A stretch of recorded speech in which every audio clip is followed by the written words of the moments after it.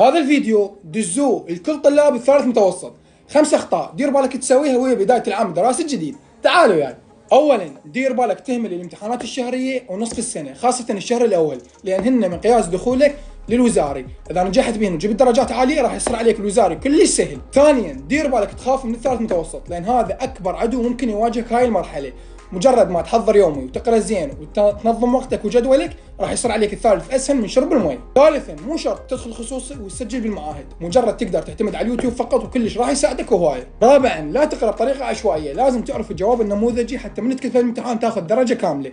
واذا ما تعرف تلخص فاخذ لك ملازم وزاريه منهجيه نموذجيه، هاي ملازمنا اللي يريد يطلبها راسلونا منا على التليجرام او تقدرون تراسلونا بالخاص. خامسا اذا مدرستك مو زينه وما قاعد تفتهم مع المدرسين اللي بيها انتقل من عندها وروح لمدرسه ثانيه، لان بهاي المرحله كلش راح ياثر عليك هذا الشيء. واخر شيء لا تنسون تتابعوني وانضموا ويا القناه تيم السكاتشه بالتليجرام، هذا معرف القناه.